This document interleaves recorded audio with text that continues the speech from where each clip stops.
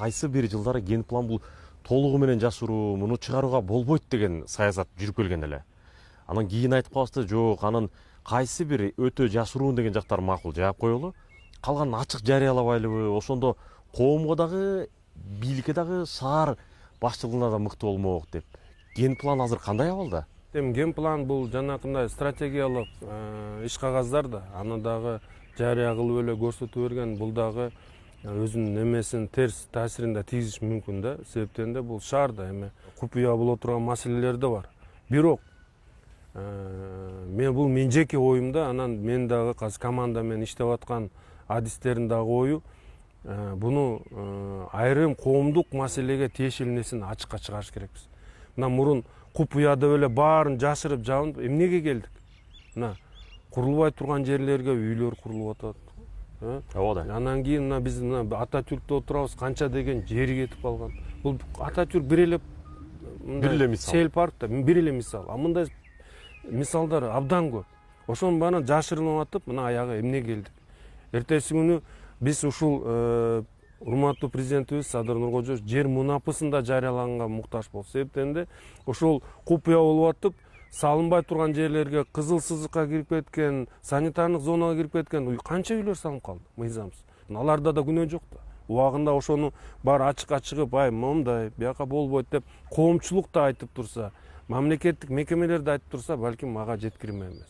Бүгүнкү күндө биз 2050-жылга чейин ошол ген план түзүү максат иш жүргүзүп атабыз да, ошо Никем Сикай мастер планын кылып берсе, анан уже ген планга өтөбүз. Ошол жерде дагы алар дагы берип аткан сунуштамалар көбүнчө коомчулукка чыгыш керек. Биякта Сейл паркпы, баары түшүнүш керек. Токиодон мындай түз кандай бассаңар, түз эле бара турган жерге чейин чыга аласыңар да. Себептен да эгерде мекемелер, имараттар салынып калган болсо, аны да аралап өткөнгө силерде кайсы убакыт болбосун, түн болобу, эрте болобу, силер өткөнгө мүмкүнчүлүгүңөр бар да. Биз дагы ошондой шарттарды түзүш керекпиз. Мына биз тосмолорду алып атабыз. Мына бул жерден деле карап көргүлө. Тосмону алып койдук эле, Ататүрк паркы жолда кеңейгенсип калды да, Ататүрк паркта коомго ачылып калды. Ачык болуш керек. Мына айтып калдыңыз, Бишкек 3 эсе кеңейип атат деп. Кийин кайсы бир убакыт өткөндөн кийин, суу чыгара албайт экенбиз, бул жерге газ жетпейт экен, жолго орун калбай калыптыр деген маселелер чыкпашы үчүн, ал жерде сөз Сейилбак болсун, жана башка. Ошолорду сактап калуу үчүн кийин талашка түшүп, мамлекет сатып алыш керек, же болбосо бирөөлөр куруп салыптыр, кенемте төлөш керек деп убара тартып жүрбөш үчүн кандай аракеттерди көрүп жатасыздар? Эң бул чоң көйгөй, эң туура маселе. Мыйзамды кабыл алып атканда биз ал жерде чектөө киргиздик. Азыр бүт бизге кошулуп аткан жерлер өзүнүн максатын сактайт.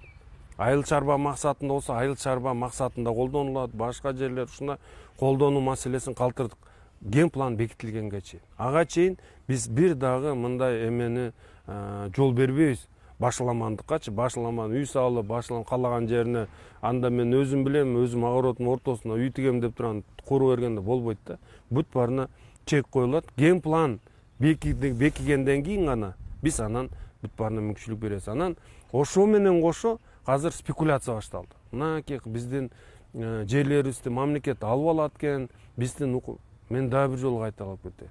Буга чейин да айтканбыз, азыр да айтам, эч ким аларына жерлерине кол салбайт. Бир гана мамлекеттик кызыкчылыгы туруп, анан кийин мурунку мыйзамдуу же мыйзамсыз алынган маселелер коюлбаган болсо, калганын баары мыйзам чегинде каралып, алардын кызыкчылыгынын алкагында болот. Бир гана ген пландын нугунда. Эмнеге? Бул сиз айткан башаламандыкка сөзсүз алып келет, эгер биз бул ишти кылбасак. Суу да жетпей калат.